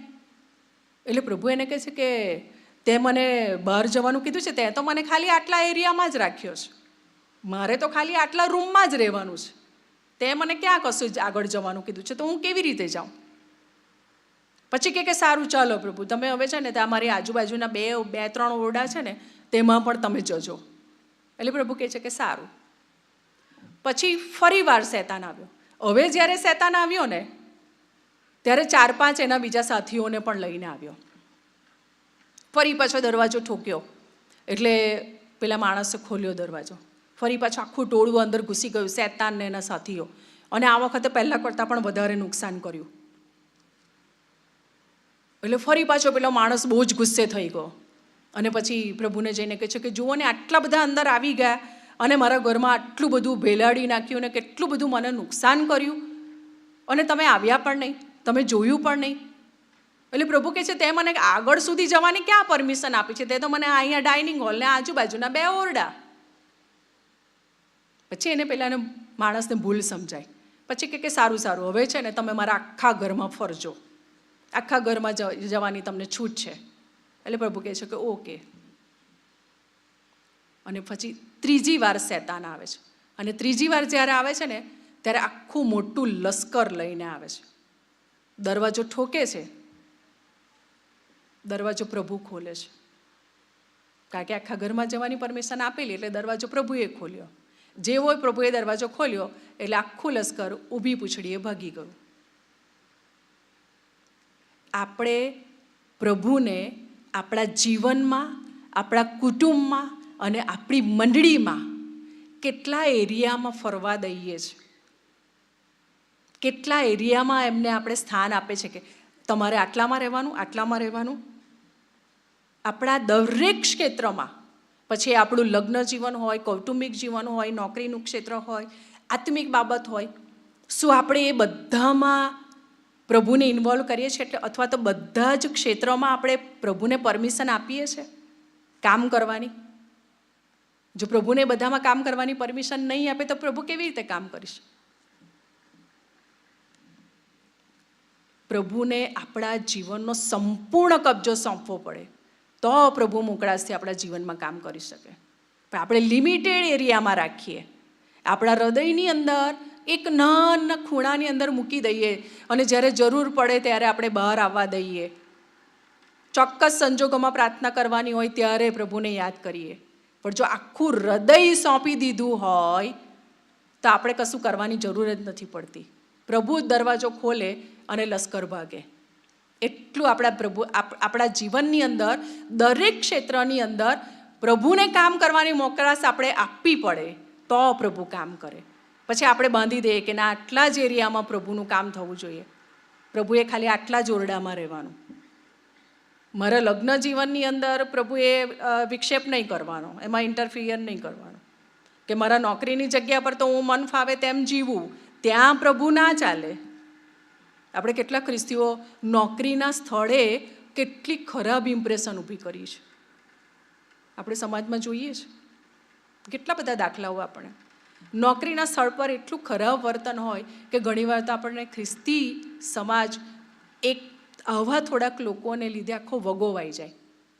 નોકરીના સ્થળે કામચોરી કરવી, કાં તો પછી દાદાગીરી કરવી, ગમે તેવા શબ્દો બોલવા, લડવું, ઝઘડવું, અને અમુક ઘણી બધી એવી બાબતો કે જેને કારણે સમાજ આખો નિંદાને પાત્ર બને છે. કારણ કે આપણે નોકરીના સ્થળ પર પ્રભુને નથી લઈ જતા. પ્રભુ તમે ઘરે બેસો ને, હું નોકરી પર જઈને આવું છું, હું ત્યાં મારે મન ફાવે તેમ કરીશ, ત્યાં તમારું કંઈ કામ નથી. કારણ કે ત્યાં જો પ્રભુ આવે, પ્રભુને લઈને જઈએ તો પછી આપણે નમ્રતાથી રહેવું પડે. અને ત્યાં પછી આપણે કાવા દાવા કરી શકીએ નહીં. આપણે જે લુચ્ચાઈ કરવી હોય, કામચોરી કરવી હોય તે ના થાય. જો પ્રભુને લઈને નથી જતા તો આપણે ઘણું બધું નુકસાન વેઠી લઈએ છીએ. આપણે આપણા બીજા જીવનના દરેક ક્ષેત્રની વાત કરીએ અથવા વિચાર કરીએ કે મારા જીવનના કયા ક્ષેત્રની અંદર મેં પ્રભુને ઇન્ટરફિયર નથી થવા દીધા, અને જ્યાં આપણે પ્રભુને નથી લઈ જતા, પ્રભુને એમાં ફરવાની મોકળાશ નથી આપતા, ત્યાં આપણે નિષ્ફળ જ જઈએ છીએ. પછી આપણે ખોટી ધાર્મિકતા બતાવીએ, ગમે તે કરીએ, પણ પ્રભુને એમાં રસ નથી. આપણા દરેકને માટે પ્રભુએ ચોક્કસ યોજનાઓ રાખી મૂકી છે. અને જો આપણે આપણા સંપૂર્ણ જીવનમાં પ્રભુને કબજો આપીએ અને પ્રભુને કહીએ કે તમે મારા સંપૂર્ણ જીવનનું સુકાન પ્રભુના હાથમાં સોંપી દઈએ, તો પ્રભુ મોકળાશથી આપણા જીવનમાં કામ કરે અને પ્રભુની આપણા માટે જે યોજના છે ને તે પ્રભુ કરી શકે. કારણ કે આપણે જ્યારે આ પૃથ્વી પર છીએ ને, ત્યારે આપણે કંઈ એમને નથી આવી ગયા. એક વ્યક્તિ આપણે સમજી લેવાની જરૂર છે કે આપણને પ્રભુએ ખ્રિસ્તી જીવન જ્યારે આપ્યું છે, ખ્રિસ્તી કુટુંબમાં જન્મ આપ્યો અને ખ્રિસ્તની ઓળખ આપી, તો એવું નથી કે તમે પૃથ્વી પર જાઓ અને મોટા થાવ ને ભણો અને પછી લગ્ન કરો અને બાળકો અને પછી ને ખાલી દેવળમાં જયા કરો અને પછી આવી જાઓ. એટલા માટે આપણને નથી મોકલ્યા. આપણા દરેકને માટે પ્રભુએ યોજના રાખી છે ચોક્કસ.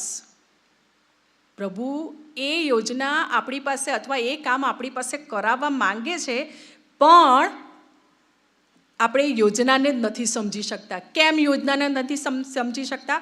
કારણ કે નિકટનો સંબંધ નથી. નિકટનો સંબંધ નથી એટલે પ્રભુને નથી જાણતા. પ્રભુને જાણતા હોય, નિકટનો સંબંધ હોય તો પ્રભુની શું યોજના છે તે ખબર હોય. આપણે કોઈક વ્યક્તિની બહુ નજીક રહેતા હોય તો આપણને તરત જ ખબર પડે કે આ વ્યક્તિના જીવનમાં શું ચાલી રહ્યું છે, અથવા એનું શું પ્લાનિંગ છે, તે બધું આપણને ખબર હોય.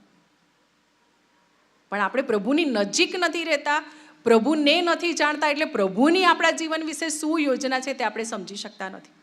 અને આપણે પ્રભુની યોજનાને પરિપૂર્ણ નથી કરતા અને ઉપરથી આપણો સમયને આપણે બરબાદ કરીએ છીએ. આ જે પીરિયડ ચાલી રહ્યો છે, અત્યારનો જે સમય છે, તે બહુ જ, જેને આપણે કહીએ બહુ નાજુક સંબંધ છે, કે જેમાં પ્રભુનું આગમન બહુ જ નજીક છે એવો સમય છે.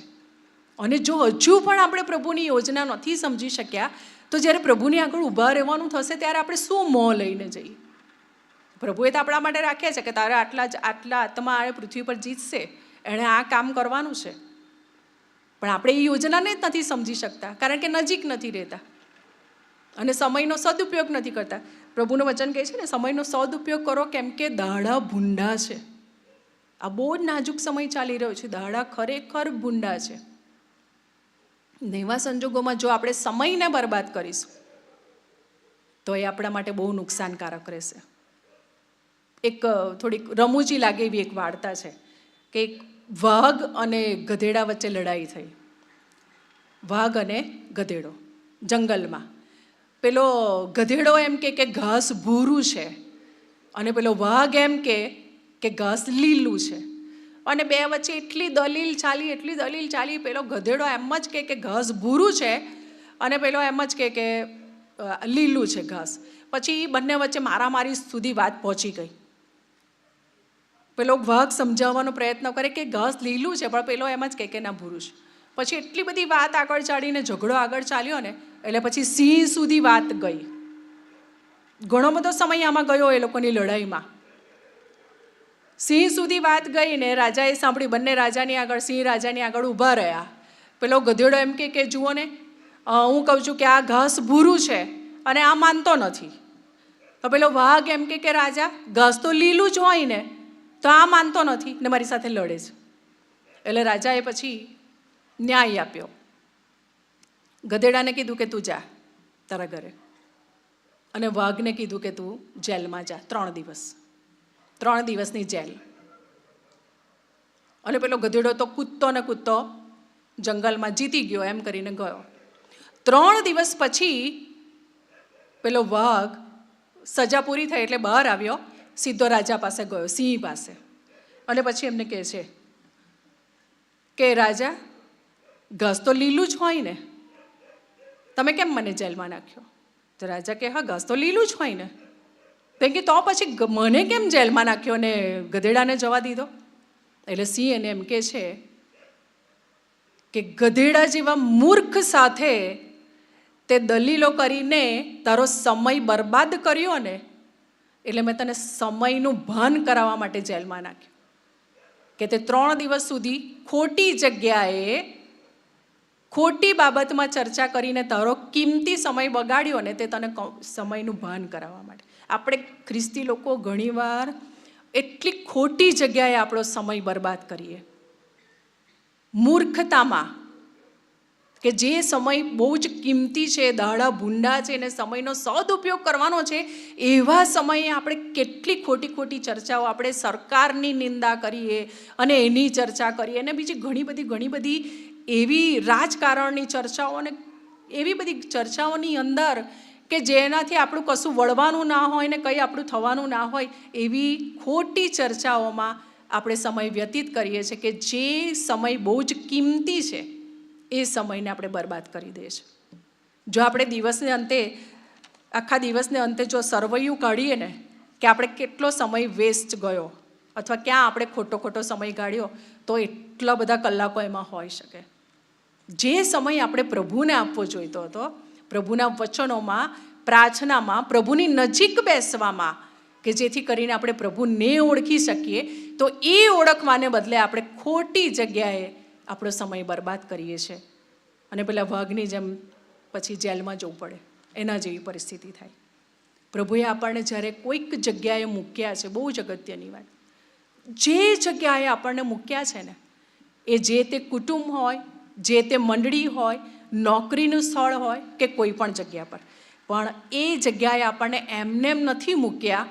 પ્રભુએ પોતાના કોઈક ચોક્કસ આયોજનમાં આપણને એ જગ્યા પર મૂક્યા છે. આજે કેટલાય લોકો આપણી મંડળીઓની અંદર હતાશ થયેલા છે, નિરાશ થયેલા છે, દુઃખી છે. એ લોકો રાહ જોઈ રહ્યા છે કે અમને કોઈ હાથ પકડીને ઉઠાડે. અને મંડળીના વિશ્વાસીઓ તરીકે ઘણીવાર આપણે કેવું વર્તન કરીએ છીએ? મારે શુંની માનસિકતા, મારે શું, હું મારું સંભાળું, મારું કુટુંબ સંભાળું, બસ બાકીનાનું જે થવાનું હોય તે થાય. આ જે મારે શુંની જે માનસિકતા છે ને, એ જ્યાં સુધી ખ્રિસ્તી વિશ્વાસીઓમાંથી નહીં નીકળે ને ત્યાં સુધી મંડળી ઊંચી નહીં આવે.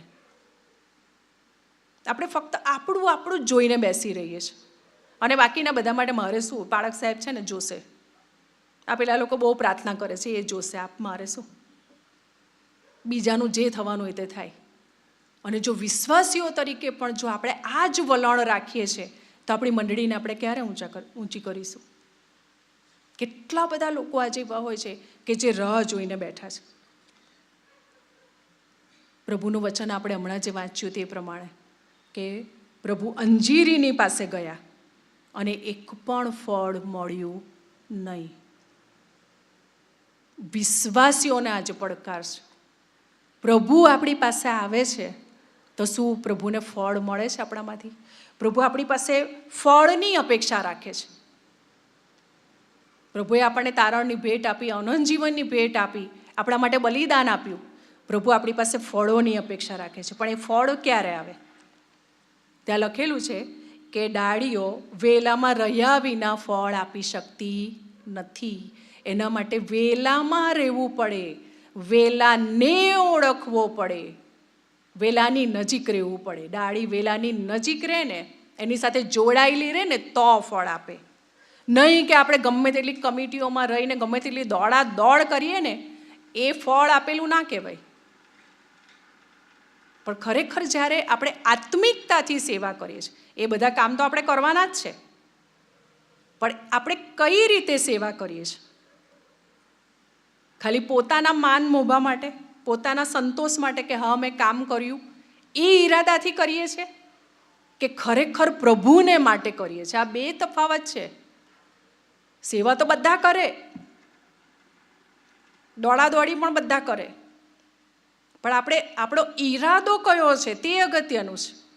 કે હું મારા માન મોભા માટે કરું છું, લોકોને સારું દેખાડવા માટે કરું છું, પાળક સાહેબને સારું દેખાડવા માટે કરું છું, કે મારા સંતોષ માટે કરું છું કે મેં કંઈક કર્યું એટલા માટે સેવા કરું છું, કે પછી ખરેખર પ્રભુને માટે કરું છું એવું માનીને કે પ્રભુને મારો ખપ છે અને એટલા માટે સેવા કરું છું? અને આ બે સેવામાં તફાવત છે.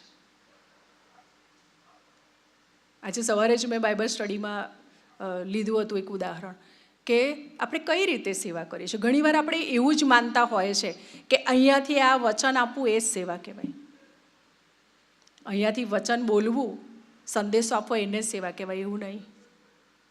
પ્રભુની નજરમાં બાકડો ખાલી આપણે સાફ કરીએ ને એ પણ સેવા જ છે, કે બારી લૂછીએ ને તે પણ સેવા છે. અને બીજી એક સત્ય હકીકત કે જો અહીંયા ઊભેલી વ્યક્તિ પોતાના માન મોભા માટે સંદેશો આપે, કલાક કે 1.5 કલાકનો પોતાના માન મોભા માટે, તે પ્રભુની નજરમાં કંઈ જ નથી. પણ જો પેલી વ્યક્તિ, બાકડા લૂછવાવાળી વ્યક્તિ પ્રભુને માટે કરી રહી છે, એને પ્રભુને માટે કામ કરવું છે, પ્રભુને મારો ખપ છે, અને એ બાકડો લૂછે છે ને, તો પ્રભુની નજરમાં એ વધારે મૂલ્યવાન છે એ વ્યક્તિ. ફક્ત વચનની સેવા એ સેવા નહીં કહેવાય, બહુ બધી સેવાઓ છે. કઈ રીતે આપણે સેવા કરીએ છીએ? પ્રભુની સાથેનો ગાઢ સંબંધ હશે તો આપણી સેવાના ફળ દેખાશે, નહીં તો ફળ દેખાશે નહીં તો ફક્ત આપણે દોડ્યા જ કરીશું. જો પ્રભુનો પ્રેમ આપણામાં વહેતો હોય, આ પણ એક બહુ અગત્યની વાત છે કે પ્રભુનો પ્રેમ જો આપણામાં વહેતો હોય ને તો આપણે આપોઆપ એ સેવાઓ આપણા જીવનમાંથી પ્રદર્શિત થતી રહેશે. એ પ્રેમ બીજાઓ સુધી વહેતો રહેશે. પ્રભુનો પ્રેમ જો આપણામાં વહેતો હોય તો આપણે દેખાડો કરવાની જરૂર નથી પડતી, પ્રયત્ન નથી કરવો પડતો કોઈને મદદ કરવાની કે કોઈના માટે પ્રેમ બતાવવાની. આજે કેટલા બધા લોકો સત્યની શોધમાં ભટકી રહ્યા છે, પણ અને ઘણીવાર કેવી પરિસ્થિતિ કે કેટલાક કહેવાતા વિશ્વાસીઓ પોતાને વિશ્વાસીઓ કહેવડાવતા હોય, પણ જ્યારે સમાજની કેટલીક એવી વ્યક્તિઓ હોય, દાખલા તરીકે કોઈક વ્યસની છે કે અથવા તો બીજા કોઈ પાપમાં પડેલી વ્યક્તિ હોય, તો એનાથી દૂર રહેવાનો પ્રયત્ન કરે છે. હું એની સાથે ઊભો રહીશ કે ઊભી રહીશ તો લોકો શું વાત કરશે, કારણ કે હું તો બહુ સારી છું ને. આપણે એવી વ્યક્તિઓથી અંતર કરી દઈએ છીએ, દૂર રહીએ છીએ. અને કહેવાતા વિશ્વાસીઓ આવું ખરેખર જ કરે છે કે નથી તેઓ વ્યસનીઓના હાથ પકડતા, કે નથી તેઓ બીજા પાપમાં પડેલી વ્યક્તિઓના હાથ પકડતા. અંતર રાખે છે. જો આવું અંતર આપણે રાખીશું તે વ્યક્તિઓ કદી પણ પ્રભુની પાસે આવી શકે નહીં. અને પછી આપણે ખાલી બણગા ફૂંકીએ સેવા કરવાના, તો એ સેવા ના થાય. પ્રભુનો પ્રેમ છે ને એવો પ્રેમ છે, અવિરત વહેતો પ્રેમ છે, અને કોઈ પણ જાતના એના અપેક્ષા વગરનો પ્રેમ છે.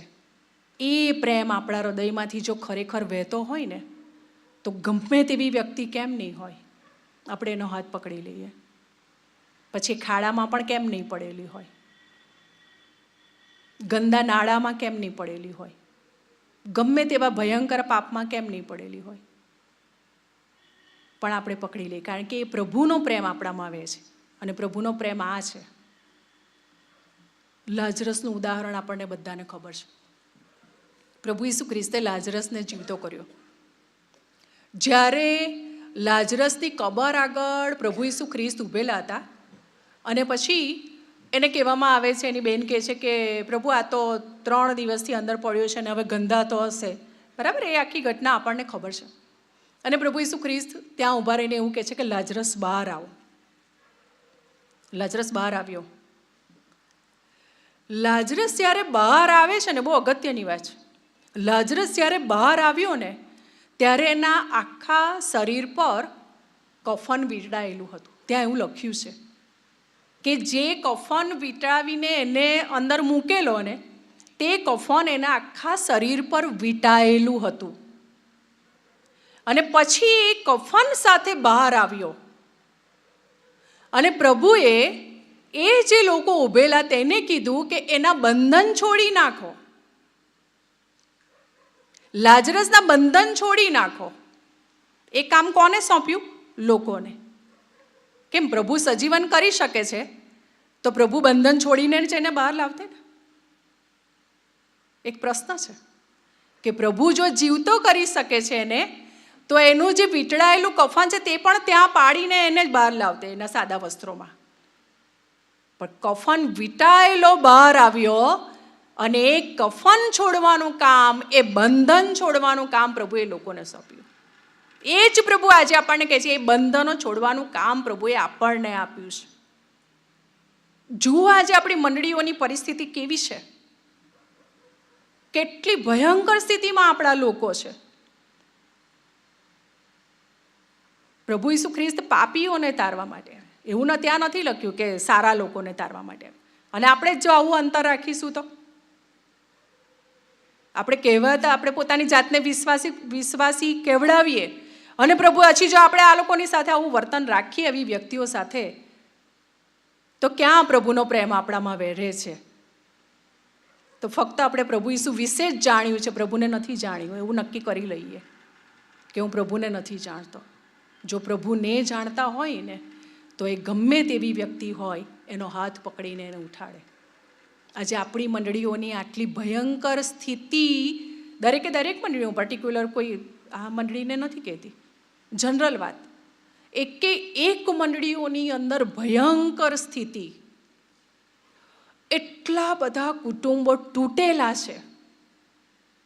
દર રવિવારે જ્યારે આપણે દેવળમાં આવીએ ને, તો આપણા કુટુંબો, આપણા લોકો, પતિ પત્ની બાળકો બધા સાથે સરસ કપડાં પહેરીને આવે, અને એટલે આપણને એવું લાગે કે ઓહો, બધા કેટલા સરસ છે, આ લોકોનું જીવન કેટલું સરસ છે, બધા કેટલા સંપીને અને સરસ રીતે રહે છે. પણ જો તમે એ કુટુંબની અંદર ડોક્યું કરો, ભયંકર સ્થિતિમાંથી પસાર થતું હોય છે. મેં નજરે જોયું છે અને અનુભવ્યું છે. બહુ સારું લાગે બહારથી કે ઓહો, કેટલું સરસ કુટુંબ છે, પણ જો કુટુંબની અંદર ડોક્યું કરીએ તો આખું તૂટેલું હોય છે, વેરણ છેરણ. આપણી મંડળીઓની સ્થિતિ આપણે જે માનીએ છીએ એટલી નથી સારી. આપણા ખ્રિસ્તી કુટુંબોની સ્થિતિ, કેટલાય બધા પ્રશ્નોની અંદર એ લોકો ગૂંચવાયા કરે છે. અને એવા એવા પ્રશ્નો છે કે જે કોઈને કહી શકતા નથી. એવા એવા દૂષણો કુટુંબોની અંદર છે અને એ લોકો અંદર ને અંદર ગૂંચવાય છે. કોને કહીએ, કોની પાસે જઈએ, કોણ મારો હાથ પકડે? પણ આપણે તો અમુક વ્યક્તિઓથી તો અંતર રાખવાનું, ને પછી સારા નહીં દેખાય અને પેલા બિચારા એમાં ને એમાં જીવન વ્યતીત કર્યા કરે છે. આપણે લોકોનો ન્યાય કરવા બેસી જઈએ છીએ. આ આવો છે, આ વ્યભિચારી છે, આ વ્યસની છે, આણે તો આ પાપ કર્યું છે. ન્યાય કરવાનું કામ આપણને કોણે ન્યાય કરવાનું કામ સોંપ્યું છે? એ કામ તો પ્રભુનું છે. પણ આપણે ખાલી ન્યાય જ કર્યા કરીએ બીજાનો. પણ જ્યારે હાથ પકડવાની વાત છે તો તે આપણે નહીં, એ મારે નહીં કરવાનું. હગ્ગાઈનો 1 અધ્યાય એની 4 કલમમાં આ મંદિર ઉજ્જડ પડી રહેલું છે તે દરમિયાન તમારે તમારા છતવાળા ઘરોમાં રહેવાનો આ વખત છે. શું કેટલું ભયંકર વચન પ્રભુ કહે છે. તમે તમારા છતવાળા ઘરોમાં બેસી રહ્યા છો અને મારું મંદિર ઉજ્જડ પડેલું છે. મારા પ્રભુ મંદિરની હાલત તો જુઓ. પ્રભુ આજે આપણા વિશ્વાસીઓને ચેલેન્જ કરે છે મંડળીના, કે મંડળીની હાલત તો જુઓ, કેટલું અંદર છે, કેટલા પ્રશ્નો છે, કેટલા લોકો નિરાશામાં છે અને કેવી હાલતમાં એ લોકો જીવન જીવી રહ્યા છે. અને આપણે આપણા છતવાળા ઘરોમાં બેસી રહ્યા છે અને પ્રભુ મંદિર ઉજ્જડ પડેલું છે. અને આપણે પોતાને વિશ્વાસી કેવડાવીએ. ક્યાં આપણે પ્રભુ વિશે જ જાણીએ છીએ, પ્રભુને નથી જાણતા. જો પ્રભુને જાણતા હોય ને તો મંડળીના આ પ્રશ્નો જોઈને આપણે કદી બેસી નહીં રહીએ. આજે વિશ્વાસીઓને ચેલેન્જ છે કે જો તમે પોતાને વિશ્વાસી કેવડાવો છો અને જો મંડળીના પ્રશ્નો જોઈને આમ જ છતવાળા ઘરોમાં બેસી રહેશો, પ્રભુ કહે છે કે આ વખત છે આમાં બેસવાનો. મારું મંદિર ઉજ્જડ થઈ ગયું, મારી મંડળીની હાલત આટલી ખરાબ થઈ ગઈ, મારા લોકો બિચારા તરફડે છે કે મારો કોઈ હાથ પકડે, અને તમે તમારા ઘરોમાં બેસી રહો છો શાંતિથી, પોતાના સેફ ઝોનમાં. મને કંઈ નુકસાન નહીં થવું જોઈએ. મોટા ભાગના ખ્રિસ્તીઓ, વિશ્વાસીઓ સેફ ઝોન, બસ મારી લિમિટ, મારો એરિયા આટલો, એમાંથી બહાર નીકળે તો નુકસાન થાય ને. શું કામ એ બધી પંચાયતમાં પડવાનું? આપણે આપણા સેફ ઝોનમાંથી બહાર જ નથી આવતા. અને મંડળીઓ તૂટી ચાલી. એક મંડળીઓની હાલત તમે જુઓ. ક્યાંય આપણને આત્મિકતા નહીં દેખાય, ક્યાંય આપણને ઉત્સાહ નહીં દેખાય, ક્યાંય પ્રભુના આનંદ લોકોના ચહેરા પર નહીં દેખાય. ઉજ્જડ. જો પ્રભુનો પ્રેમ વિશ્વાસીઓમાં વહેશે, આપણે પોતાને વિશ્વાસી કેવડાવીએ છીએ અને આપણામાં પ્રેમ વહેશે, તો આપણે મંડળીનું આટલું ઉજ્જડપણું જોઈને કદી પણ બેસી ના શકીએ. બોજ થવો જોઈએ અંદર કે મારી મંડળીની પરિસ્થિતિ આવી, ક્યાંય ઉત્સાહ નથી, આટલી બધી નિરાશા, આટલા બધા દૂષણ, અને પણ ભયંકર કહેવાય એવા દૂષણો કે જેને આપણે એના માટે આપણે શબ્દ વાપર્યો કે અફસોસ. એવા બાબતોમાં મંડળીના લોકો ફસાયેલા હોય અને આપણે વિશ્વાસીઓ તરીકે આપણા સેફ ઝોનમાં બેસી રહીએ. ક્યાં પ્રભુનો પ્રેમ આની અંદર વહે છે? જો પ્રભુનો પ્રેમ ખરેખર વહેતો હોય ને તો આપણને ઊંઘ પણ નહીં આવી જોઈએ રાતે.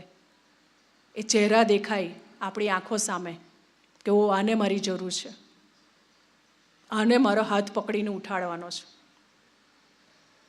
પણ આપણે હું ને મારું કુટુંબ, કાં તો પછી હવે તો ચોક્કસ બધા વાડાઓ બની ગયા, આટલા કુટુંબોનું ગ્રુપ, બસ આપણે આપણા વાડામાં જ રહેવાનું. આટલું ગ્રુપ બનાવી દીધું, બસ આપણે આપણા ગ્રુપની બહાર જવાનું નહીં. બધી મંડળીઓની હાલત આવી. પ્રભુ કહે છે મારું ઘર ઉજ્જડ પડેલું છે, તમારા છતવાળા ઘરોમાં બેસવાનો હવે સમય નથી. હું બહુ જલ્દી આવી રહ્યો છું. વિશ્વાસીઓ તરીકે આજે આપણને ચેલેન્જ છે કે જો આપણે પોતાને વિશ્વાસી કેવડાવીએ છીએ ખરેખર જો આપણામાં ખ્રિસ્તનો પ્રેમ વહેશે તો મારી મંડળીની આવી હાલત હોઈ શકે નહીં. મારે ઘૂંટણો પર જવું જ પડે, ભેગા થઈને પ્રાર્થના કરવી પડશે. એ વ્યક્તિઓના હાથ પકડીને ઉઠાડવા પડશે. એ લોકો સાથે આભડછેટ ના રાખો, ભલે ગમે તે પાપમાં હોય. પ્રભુ પાપીઓને તારવા માટે આવ્યા, તો આપણે તો કયા એનાથી ઊંચા થઈ ગયા કે આપણે આભડછેટ રાખીએ છીએ એ લોકોથી. અમુક કુટુંબોથી દૂર જ રહીએ છીએ. આમાં તો આ પાપમાં છે, અહીંયા નહીં, દૂર. પ્રભુ પાપીઓને તારવા માટે આવ્યા અને આપણે તો એનાથી પણ જ્યારે ઉપર જઈએ છીએ અને આભડછેટ રાખીએ છીએ. પ્રભુને જવાબ આપવો પડશે. મેં તને આ મંડળીમાં મૂકેલો ને મૂકેલી, તે શું કર્યું? તારી મંડળીના આટલા આત્મા નાશમાં ગયા, તે શું કર્યું? મેં તને આ જગ્યાએ મૂક્યો ને, તને મૂકેલી ને, એમને એમ નહીં મૂક્યો. તે તારણનો અનુભવ કર્યો તો તે બીજાને અનુભવ કરાવ્યો? તે એનો હાથ પકડ્યો? એ પ્રભુ પ્રશ્ન પૂછશે અને એ આપણે જવાબ આપવો પડશે. આપણે પ્રભુ વિશે હવે બહુ જાણી લીધું છે. હવે આપણે પ્રભુને જાણીએ અને પ્રભુ આપણી પાસેથી ફળની અપેક્ષા રાખે છે. પ્રભુ ઈચ્છે છે કે આપણે પ્રભુને ફળ આપીએ. નહીં તો પ્રભુએ જેવું પેલો અંજીરી પાસે આવ્યા ને એક પણ ફળ ન મળ્યું અને પ્રભુએ જે દુઃખ અનુભવ્યું ને તે આપણા માટે પણ અનુભવશે. આપણી નજીક આવે છે પ્રભુ, એક પણ ફળ નહીં. બસ ખાધું પીધું રાજ કર્યું ને ચાલ્યા. પ્રભુએ આપણને રાજ કરીને ખાવા માટે ને રાજ કરવા માટે નહીં મોકલ્યા. પ્રભુના ચોક્કસ આયોજન માટે મોકલ્યા છે. નાશમાં જતા આત્માઓ માટે પ્રભુએ આપણને મોકલ્યા છે. આ જે મંડળીના જે પરિસ્થિતિ છે, જે લોકો જે ગરતામાં સરી ગયા છે, તેનો હાથ પકડવા માટે પ્રભુએ આપણને મૂક્યા છે. અને આપણે આપણા સેફ ઝોનમાં બેસી રહીએ છીએ, આપણા છતવાળા ઘરોની અંદર બેસી રહીએ છીએ અને પ્રભુનું ઘર ઉજ્જડ. પ્રભુને દુઃખ થાય છે, પ્રભુની આંખમાંથી આંસુ સરે છે. મેં જે મંડળી માટે બલિદાન આપેલું, એ મંડળીની આ સ્થિતિ, આટલી ભયંકર સ્થિતિ. મેં લોહીનું ટીપું ટીપું વેવડાવી દીધું આ મંડળી માટે, એની આ સ્થિતિ. પ્રભુ જવાબ માંગશે. જે વિશ્વાસીઓ છે, પોતાને વિશ્વાસી કેવડાવે છે, ખરેખર તો આપણે વિશ્વાસીઓ છે, કેવડાવે છે એવો શબ્દ નહીં વાપરું, પણ ખરેખર વિશ્વાસીઓ છીએ, તો શું આપણી અંદર એ બોજ છે? આપણી મંડળીને જોઈને આપણને દુઃખ થાય છે? આપણા જુવાનોને નસને માર્ગે જતા જોઈને દુઃખ થાય છે? એ જુવાનો જ્યારે વ્યસનોમાં સપડાય છે કે બીજી અલગ જગ્યાએ બીજા કોઈ એમાં દૂષણમાં સપડાય છે, વ્યસનમાં સપડાય છે, તો શું આપણને દુઃખ થાય છે?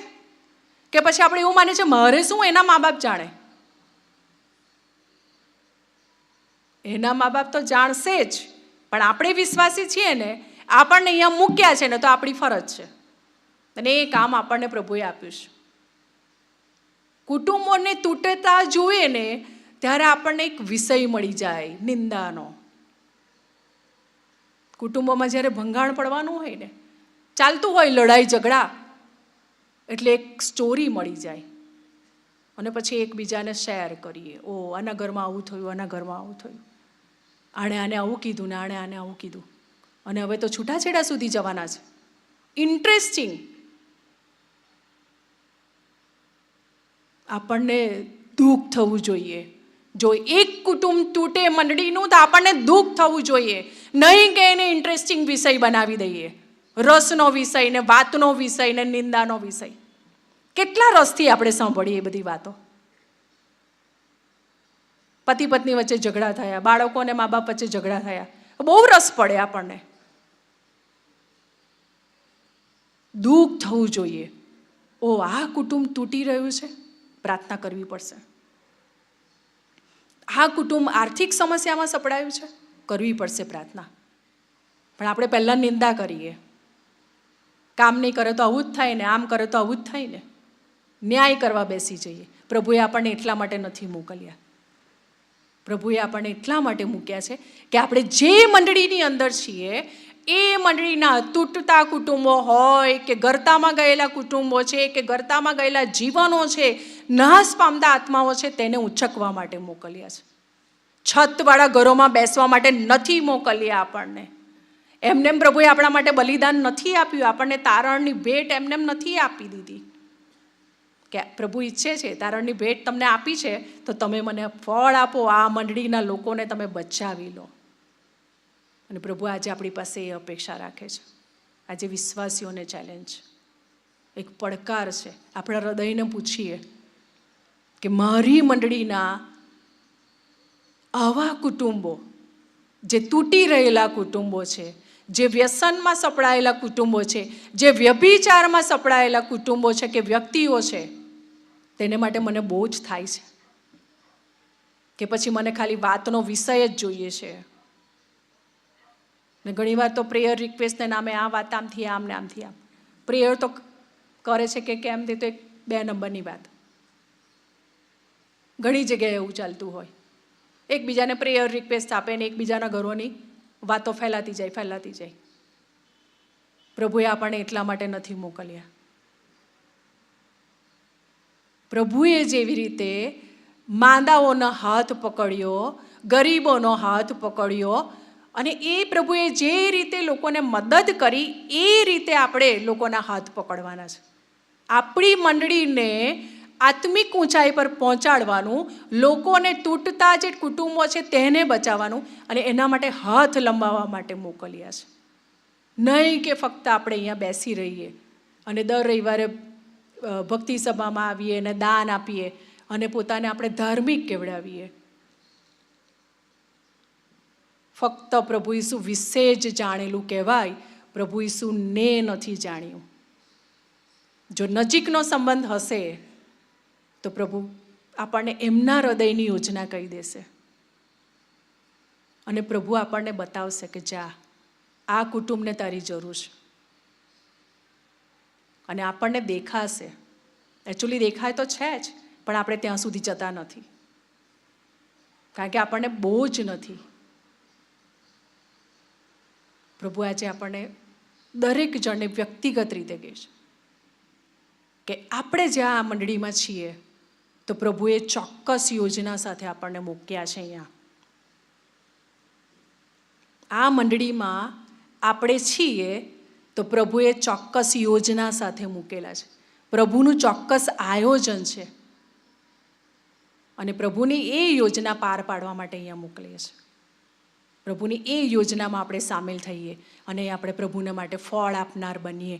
નહીં કે આપણા છતવાળા ઘરમાં બેસી રહીએ, આપણા સેફ ઝોનમાં બેસી રહીએ, મારે શુંની માનસિકતા રાખીએ અને પ્રભુનું ઘર ઉજ્જડ થતું જાય.